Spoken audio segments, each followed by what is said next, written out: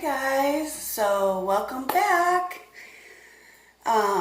It's another nightly episode of A Talk and Smoke with Hope, and I have cigarettes because my neighbor is nice enough to give me a couple.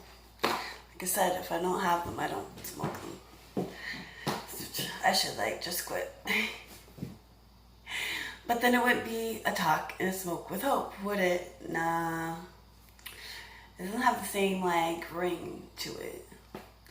So yeah, I had a pretty good Sunday.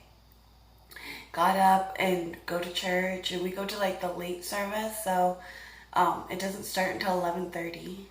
So it's perfect because I can sleep in a little bit and then clean a little bit and go to church, come back, clean a little bit more, take a little ride, come back, and have my beautiful, precious son clog up the toilet. No, not the toilet, sorry. I'm so used to them clogging the toilet. That's what got caught last time. This time it was the sink.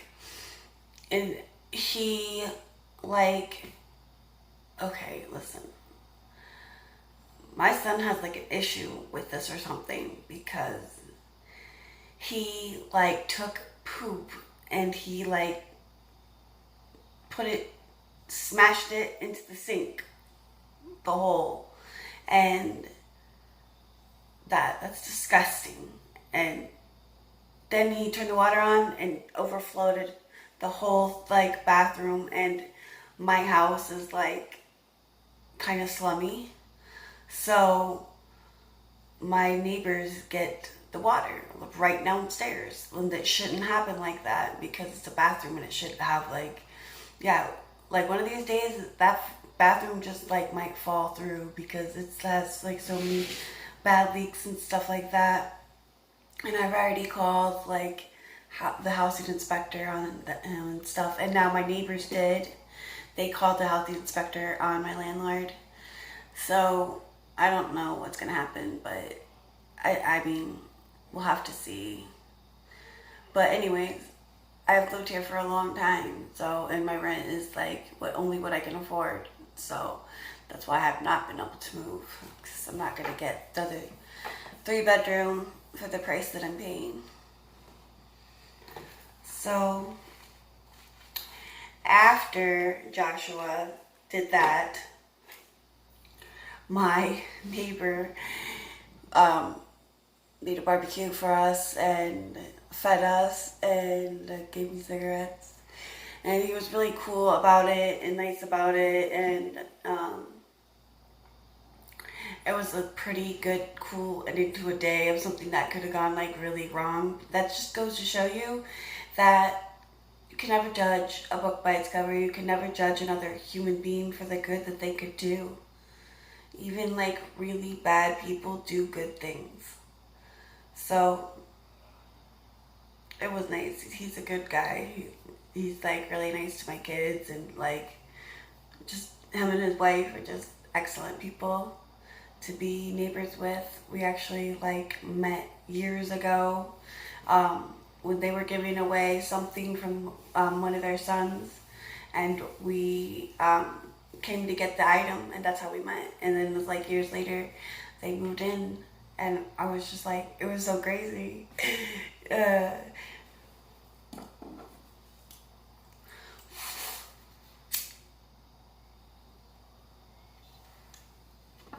So I heard a story today that I had to tell you guys about. You know how yesterday we were talking, or that was today. It got posted today, but it was yesterday. Yesterday I was talking about being in abusive relationships and some of the stories that some of the women tell me that I hear. So this is another one. This girl, she has a kid by a guy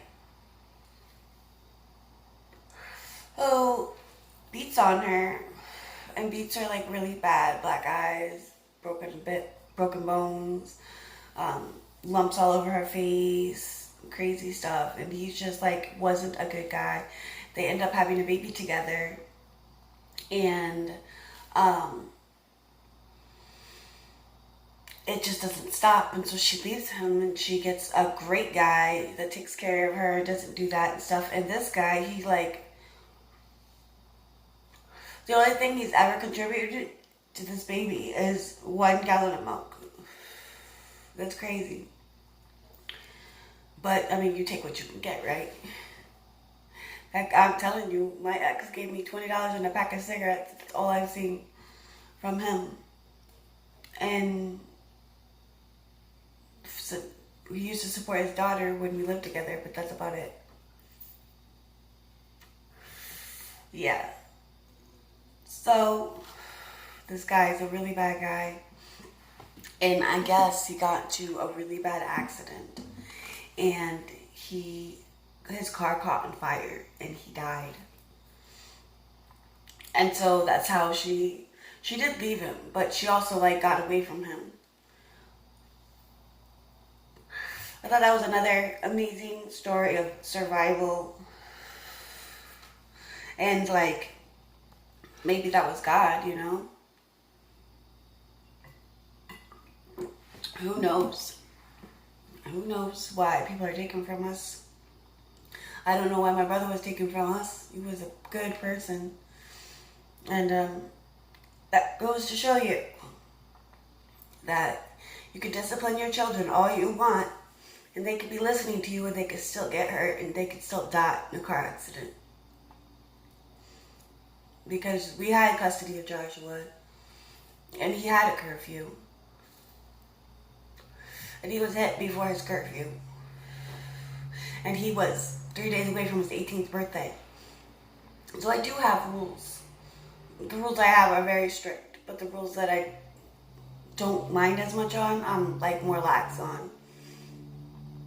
So, look, I did my hair, guys. I finally did it, and I hate it. It's like killing me as a former hairdresser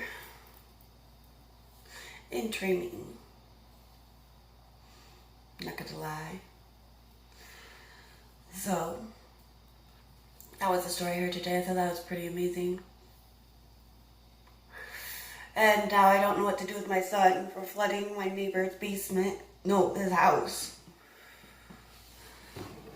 And it shows me that he like knows what he's doing with like pooping in his pants and stuff like that. And he chose to wear drawers.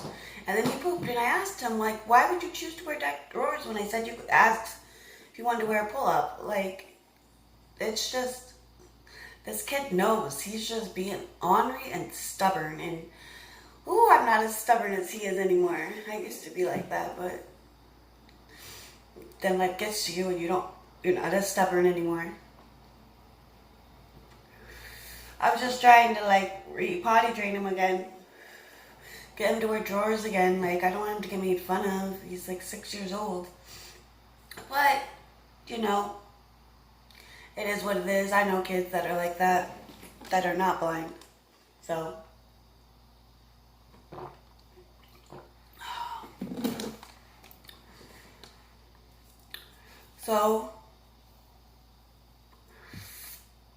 I hope you enjoy another smoking video with Hope.